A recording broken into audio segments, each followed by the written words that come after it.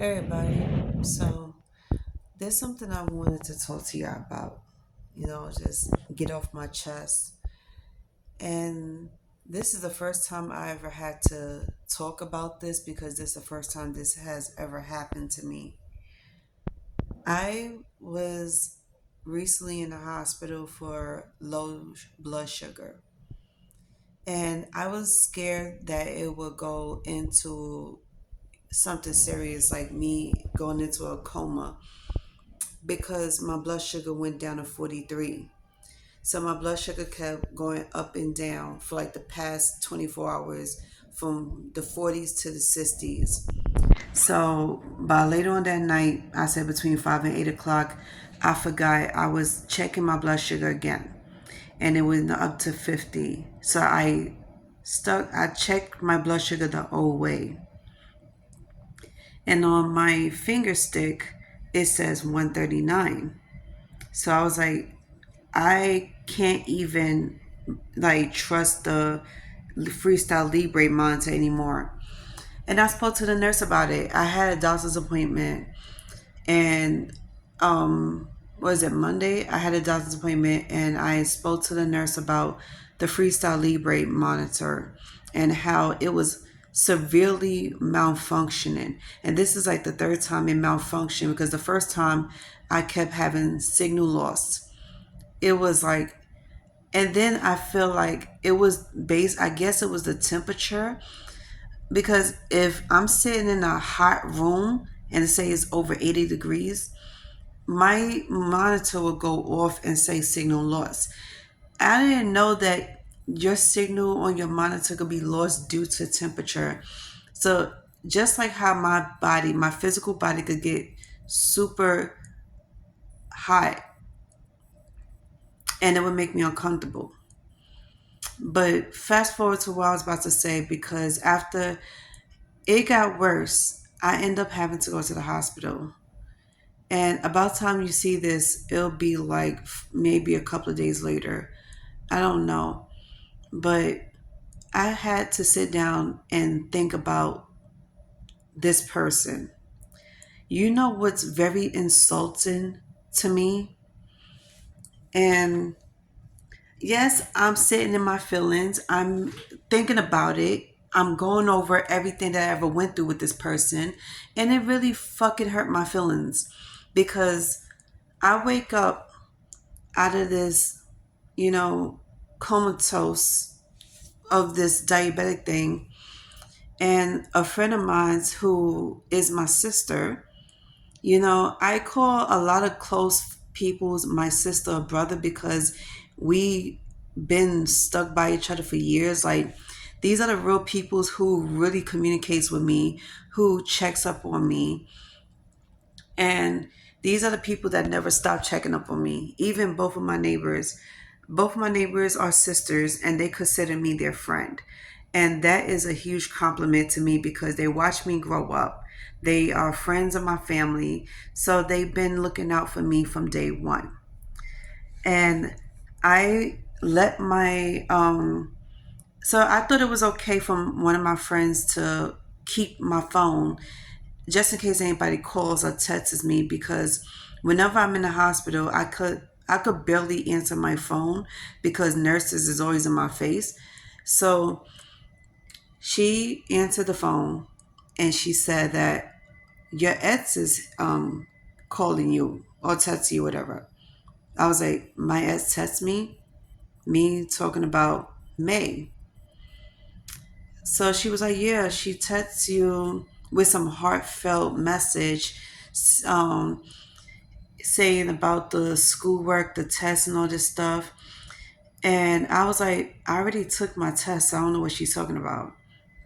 So she said that she told her that I was in the hospital in a coma due to my diabetes.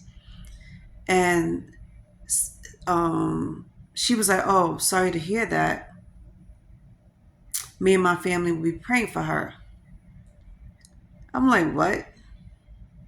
I was like, first of all, as everybody know, May, this woman never, First of all, you never really give a shit about me in a way of being careful of my well-being and my health issues. Because let's be honest, I I constantly let people know about my health issues, and I let people know what's been going on with me. So if I end up having a seizure, I'll let somebody know I'm having a seizure. And if I'm saying that, if I let somebody know, hey, my blood sugar is severely low, we're not talking about 80s low. We talk about 40s, 50s, and 60s low. And some of the symptoms is me shaking, my body temperature is high, and I'm not feeling so good. And I could barely talk. So I had to rush to the hospital.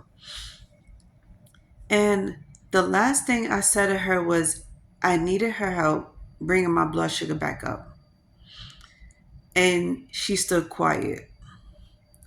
So when I told my friends this, they were shocked to hear it because they was like, her, out of all people, she was the one that stayed quiet. She was the one that didn't want to help you with anything. I was like, pretty much.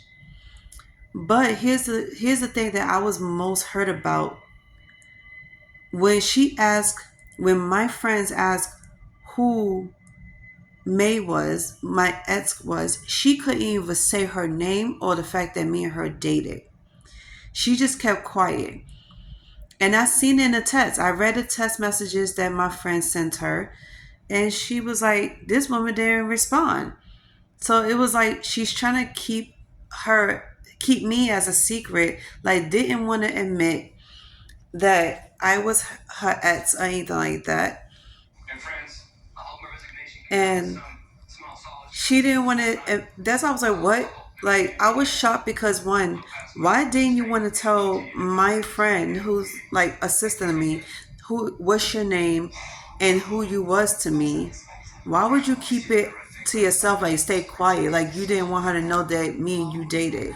I was like, so if that's the case, imagine how many people she done did this to. Meaning, she didn't tell nobody about me. Because that explains why her family never asked about me. Because she didn't tell nobody about me. But the main two people that knows about me, which is her sisters. So, I'm sitting here thinking, like, this woman has written me love letters, apology letters, sat there trying to get me to forgive her, trying to get me to stay in love with her, and all this stuff. And I'm going to keep the comments off on this video because I don't want to hear what her family has to say to me because I don't give a shit. Because this is really fucked up. Y'all need to pay attention to your family's actions before you come at me getting upset with me having a bitch fit talking about why are you talking about my nanny like this, or why are you talking about my family like that. It's because your family is full of shit. Your family is a fucking fraud and your family is an asshole. Because to sit here and act like you're about something and got a nerve to not admit that me and you dated to my own best friend, really fucking crazy. It really shocks the hell out of me. And I'm not going to make this video any longer than what it needs to be right now because I'm already insulted. God forbid if I was to die. Let's put it like that. God forbid if I was to die and I end up in a casket, whatever. Everybody comes to my funeral and everybody pays their respects. And she is just happens to be the ones who decide to pay her respects to me. What you gonna say when you get in there? Oh, you don't know who the fuck I am? Like, oh, you're not gonna say your name and who you was to me? Let me let everybody know something. Anybody that tries to deny who they was to a person or don't even want to say their name have something to hide. And if you think you're hiding me, you got another thing coming. First of all, I'm gonna set your ass straight for 1 second. You ain't shit, and you ain't never gonna be shit. You ain't about nothing. You're not popular. You have no friends. You're not a social media influencer. You ain't nothing. You ain't no celebrity. You ain't no jock on the football team. You ain't the popular girl on campus. So for you to sit here and act like you can't say to my friends who you was to me in your name is fucking beyond me. It's crazy. But they already know now. They caught onto it because all they had to see was the videos and the pictures I have of us. They know how you look. And then on top of that, they know your name because underneath the picture says your name. So I don't know why you kept quiet and didn't say shit, but that was really fucked up. And it's childish for you to keep your mouth shut about it. At least say your fucking name and say who you was to me. But the fact that you still quiet, that says a lot about you. So I tell you this, I am so glad that I broke up with you because you have taught me so much shit about you and myself. The one thing I learned about myself is that I am way too good of a person to be dealing with somebody who ain't about shit. I'm way too good of a person to take somebody's bullshit, to accept the bullshit and the less effort in relationships, whether it's friendships or dating. I'm way too good of a person to accept breadcrumbs. Just like I'm way too good of a person to keep, accepting somebody's behavior and forgiving them over and over, knowing that they're going to pull the same behavior over and over. And it's sad that some people have to do this.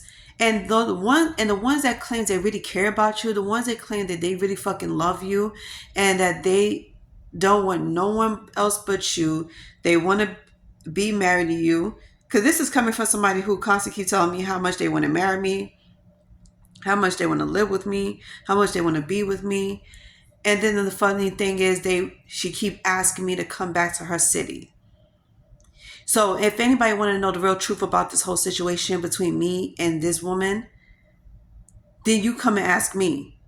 Because that bitch would never fucking say anything that's the truth. Even if on her dying bed. She could be on her deathbed. And you could ask her millions of questions about telling the truth about who I was to her, what happened, what kind of relationship it was, and what's going on with you and her. And she would not tell you half of the truth. And people like that got so much to hide because they know they fucked up. And the fact that you could admit that you fucked up through a text message, but cannot admit to your family that you fucked up, cannot admit to your family that you be saying the wrong things to me to cause us to have arguments. Your family think that me and you are still together and we're not. We have not been dating since August, since your birthday. Okay, we have not had a real relationship since your birthday. Let's be honest. I hope your family does see this video because at least they'll know the truth about you. That you're not so innocent. I don't give a shit how old you are. 56, 68, 36, 28. I don't give a fuck. Age is nothing but a fucking number when your personality and who you are as a character says a lot more about you.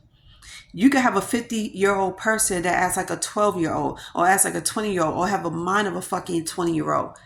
And based off of their character, you already know what type of person you're going to be dealing with. And then two, how dare you as a person refuse to admit that me and you was even dating? First of all, I should be doing that to you because a lot of people out here is telling me I should be embarrassed to be dating you because of the fact that you look like a grandmother, you look old, everybody's over here joking about your looks and the age blew their minds. And it's crazy because I didn't hear it from only 2 or 3 people. I heard it from tons of people, whether it's on social media or out here in the city. If I talk about you to somebody and I'm trying to vouch for you and they ask to see your picture, the first thing they see when they do see your picture is, oh, why are you dating somebody's grandmother? Oh, she's very old. Like, what do you see in her? Do you have anything in common? It's like questions up the fucking wall. And I'm sitting here like, okay, I am not going to answer that because it's crazy. And I had joked about the age situation because I was like, yes, I know I like older peoples. I date older peoples. Even when I was dating men, I was dating older men. And I only dated 2 peoples in my life that was around my age. But older people was more of my fit. And I'm talking about 10 to 15 years older than me. because they could teach me something. And two, I like a more seasoned person because they have so much going for themselves. They well established. They could teach you stuff. And one, they are very proud of who they have on their arm, unlike this bitch. So I was like, I'm not going to answer everybody's questions, nor am I going to acknowledge anything. Because at the end of the day, you already know what it is. Read between the lines. I don't have to say much. But the moral of the story is, be careful who you fucking date, and be careful who you be nice to, and be generous with your energy, because you will get some fuck shit peoples like this bitch that would try to do you dirty behind your back. So, and this is some pussy shit too. Let's not forget about that. Because if this person can't do this shit when you're in a room and they gotta do shit behind your back, imagine what else they would say and do behind your fucking back. Am I not right?